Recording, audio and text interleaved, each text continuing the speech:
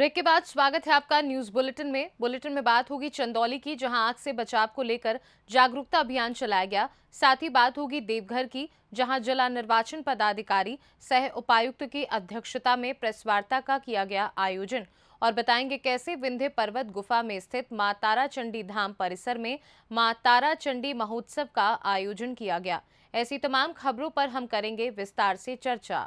खबर यूपी के चंदौली जनपद के चकिया से है। यहां 14 अप्रैल को उत्तर प्रदेश अग्निशमन और आपात सेवा द्वार 14 अप्रैल से 20 अप्रैल तक अग्निशमन द्वारा मनाए जाने वाले अग्नि सुरक्षा सप्ताह के रूप में फायर यूनिट चकिया के द्वारा चकिया नगर और ग्रामीण क्षेत्रों में आग से बचाव करने को लेकर लोगों को जानकारियां और आग से बचाव को लेकर जागरूकता अभियान चलाया गया।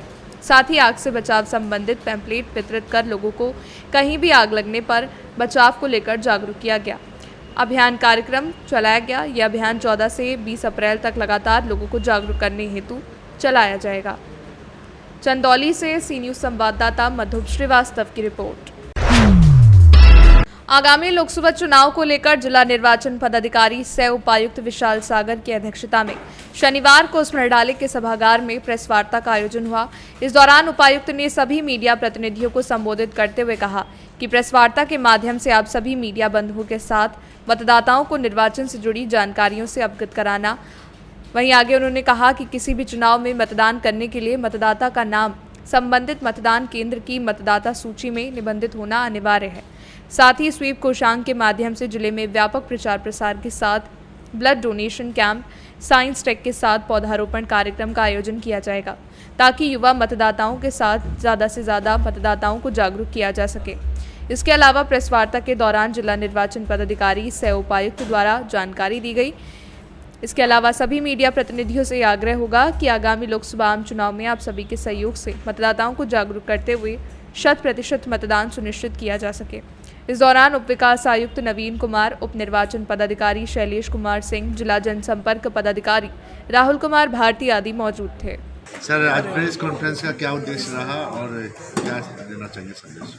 ये निर्वाचन की प्रक्रिया अभी अंडर प्रोसेस है और इसी दौरान जिला प्रशासन के स्तर से निर्वाचन से संबंधित विभिन्न जो कार्य किए जाते हैं, गतिविधियाँ कार्रवाई की जाती हैं, उनसे हम लोग अपने मीडिया बंधुओं के माध्यम से आम जनता को, इलेक्टर्स को बताना चाहते हैं, साथ ही सूचना साझा करना चाहते हैं। इसमें मुख्यतः मैं ये बताना चाहूँगा कि एक अभी विशेष अभियान चलाया जा रहा है, जो कि हम लोगों ने 10 अप्रैल से लेकर 4 मई 2024 तक इसकी तिथि निर्धारित की है। इस दौरान ऐसे सभी हमारे नागरिक जो कि 1 अप्रैल 2024 को 18 वर्ष की आयु को प्राप्त कर चुके हैं, वो अपना नाम इलेक्टोरल रोल में जुड़वा सकते हैं।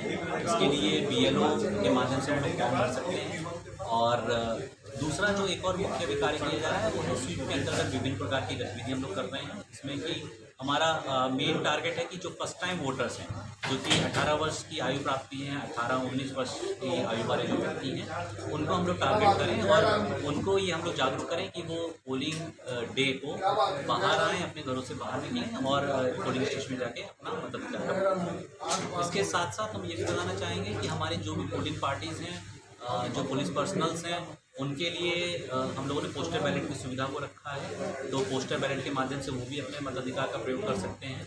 साथ साथ में जो हमारे वोटर्स हैं, एसेंशियल सर्विसेज में जो आते हैं, जैसे कि मिल्क कोऑपरेटिव सोसाइटीज़ हो गए, पोस्ट ऑफिसेज हो गए, रेलवेज़ हो गए, एविएशन इंडस्ट्री हो गई, ऐसे व्यक्तियों के लिए भी पोस्टर बैलेट की सुविधा उपलब्ध है। ये साथ साथ में सर्विस वोटर्स के लिए भी पोस्टर बैलेट की सुविधा उपलब्ध है। तो जिला प्रशासन का ये प्रयास है कि विभिन्न माध्यमों से लोगों को ज़्यादा से ज़्यादा जागरूक करें, ताकि वो अपने मताधिकार का प्रयोग कर सकें।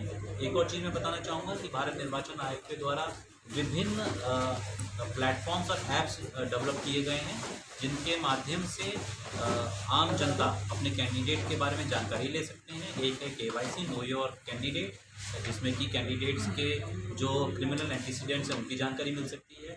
फिर एक एफिडेविट पोर्टल है, जिसके माध्यम से कि जो कैंडिडेट्स अपना एफिडेविट नामांकन पत्र के साथ में भरते हैं, वो एफिडेविट वहाँ पे मौजूद रहेगा, उसकी भी जानकारी। 80 वर्ष की उम्र के अधिक लोगों के लिए क्या कुछ है?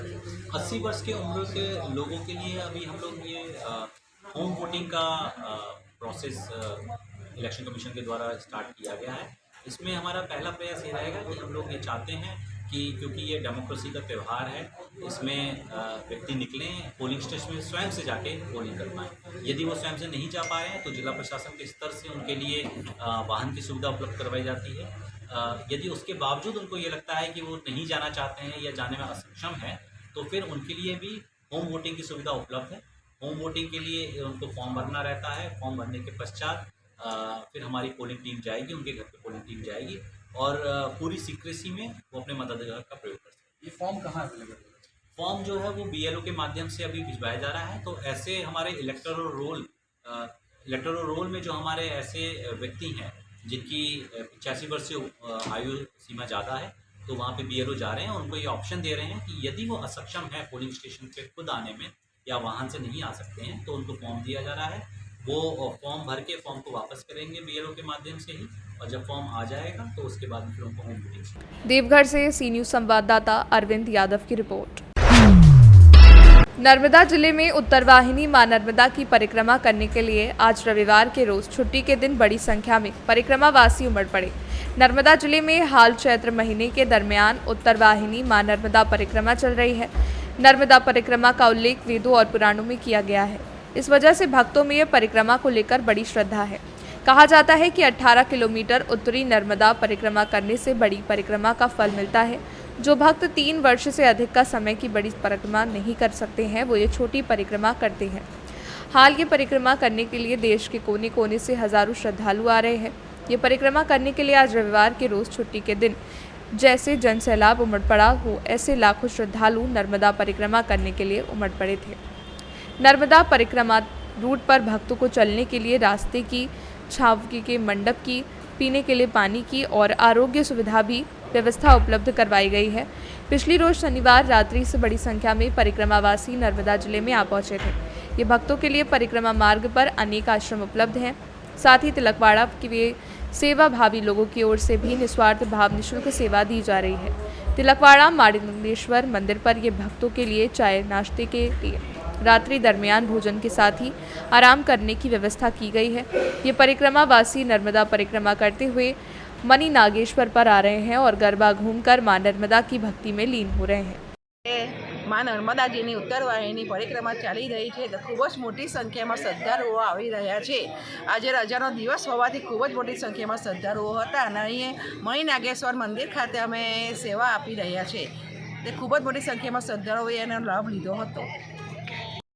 પવિત્ર ચૈત્ર માસમાં મા નર્મદાજીની પરિક્રમા અત્યારે થઈ રહી છે, તો શનિ રવિના લીધે આજે વર્ષો પહેલાં માર્કંડેય ઋષિએ આ કરેલી હતી પરિક્રમા, અને વેદો પુરાણમાં બી ઉલ્લેખ છે, અને આ પરિક્રમા વર્ષોથી ચાલી રહી છે અને માર્કંડેય ઋષિએ શરૂઆત કરેલી હતી, અને અત્યારે ખૂબ ભાવિ ભક્તો આવી રહ્યા છે, મા નર્મદાજીની પરિક્રમા કરી રહ્યા છે, અને અમને પણ ખૂબ આનંદ થાય છે। અને મણિ નાગેશ્વરના મંદિર પરિસરમાં અહીં ખૂબ સરસ સેવા થઈ રહી છે, અને તિલકવાડા ઘાટ પરથી તિલકવાડા ગામમાં દર્શન કરી રહ્યા છે લોકો, અને અમને પણ સેવા કરતાં કરતાં ખૂબ આનંદ થાય છે। અને મા નર્મદાજીની એક લહેર ચાલી રહી છે, એનો અમને ખૂબ આનંદ છે। नर्मदा से सी न्यूज़ संवाददाता वसीम मेमन की रिपोर्ट। खबर रोहतास से है। यहाँ विंध्य पर्वत गुफा में स्थित मां ताराचंडी धाम परिसर में मां ताराचंडी महोत्सव का आयोजन किया गया। मां ताराचंडी महोत्सव में नामचीन कलाकार पहुंचकर आयोजित सांस्कृतिक कार्यक्रम में समा बांध रहे। मौजूद लोगों की तालियां गड़गड़ाहट होती रही। भक्ति गीतों की प्रस्तुति से माहौल भक्तिमय बना रहा। कार्यक्रम का आयोजन मां ताराचंडी धाम कमेटी ने किया। कमेटी अध्यक्ष प्रियरंजन सिंह, फूलन पांडे, कोषाध्यक्ष महेंद्र साहू, कमलेश महतो आदि मौजूद रहे। यहाँ पहुंचे श्रद्धालुओं को किसी प्रकार परेशानी ना हो, इसके लिए कमेटी के लोग तत्पर दिखे। साथ ही प्रशासन, पुलिस भी मौजूद रहे। सासाराम पूर्व विधायक जवाहर प्रसाद भी श्रद्धालुओं के सेवा में लगे रहे। रोहतास से सी न्यूज़ संवाददाता पंकज कुमार की रिपोर्ट। सरगुजा जिले के मैनपाट क्षेत्र में शनिवार को देर रात भीषण अग्नि दुर्घटना में 3 सगे भाई बहनों की जलकर मौत हो गई। ये घटना मैनपाट थाना क्षेत्र अंतर्गत बर्मा गांव के पकरीघार मोहल्ले में हुई है। स्थानीय लोग और पुलिस के मुताबिक घटना 2 से 2:30 बजे रात की बताई गई। यहाँ एक माझी परिवार की 2 बालिकाएं, एक बालक साथ में कमरे में सो रहे थे। माता दूसरे बच्चे को देखने गई थी। इस दौरान घर में आग लग गई। झोपड़ी नुमा इस घर में आग तेजी से फैल गई और बच्चों को बाहर निकलने का मौका तक नहीं मिला। वहीं आसपास के ग्रामीणों को जानकारी सुबह 3:30 बजे हुई। आसपास के ग्रामीण पहुंचे और स्थानीय लोगों ने आग पर काबू पाया। मैनपाट पुलिस भी सूचना पर मौके पर पहुंची। तब तक तीनों बच्चे जलकर मर चुके थे। घटना के बाद उसकी मां भी वहां पहुंची। वो घटना के बारे में ज़्यादा बात नहीं कर पा रही हैं। सिर्फ उन्होंने इतना बताया कि वो अपने चौथे बच्चे को देखने हुए गई थी। आग किन कारणों से लगी इसका पता नहीं चल पाया है। ग्रामीणों ने आग लगने की आशंका जताई है। पुलिस प्रशासन के अधिकारी और ग्रामीण बड़ी संख्या में घटनास्थल पर मौजूद रहे। वहीं मरने वाले 3 बच्चों में 9 से 6 साल के हैं। इसमें 2 लड़की और 1 लड़का है। तीनों बच्चों का पिता देवधन मांझी मजदूर करने कहीं दूसरे राज्य में गए हुए थे। उसकी मां ने इन बच्चों का पालन पोषण कर। वही घटना में इस मोहल्ले में शोक का माहौल बना हुआ है। पुलिस मामले की जांच कर रही है। सर यहाँ कुछ घटना हो गई है, उसके बारे में जानकारी। आज ग्राम बरीमा जो तहसील मैनपाट में आता है, यहाँ पर दुर्भाग्यजनक रूप से जो आगजनी की घटना हुई है, उसमें अभी आगजनी के कारण का पता लगाया जा रहा है। तो उसमें जो मौके पर ही मौजूद हैं हम लोग, हमारी पूरी टीम है, SDOP है, तहसीलदार है और SP साहब का भी आगमन हुआ था। स्वास्थ्य विभाग की भी टीम है। तो उसमें 3 बच्चे की जो है आग से जल कर के मृत्यु हुई है। तो पूरी जांच प्रक्रिया चल रही है। अगर प्राकृतिक कारण इसमें मिलेंगे तो मुआवजे की भी कार्रवाई की जाएगी। आज देर रात ग्राम पंचायत बरीमा में एक बहुत ही दुखद घटना घटी, जिसमें 3 छोटे बच्चों का घर में आग लगने से उनकी मौत हो गई।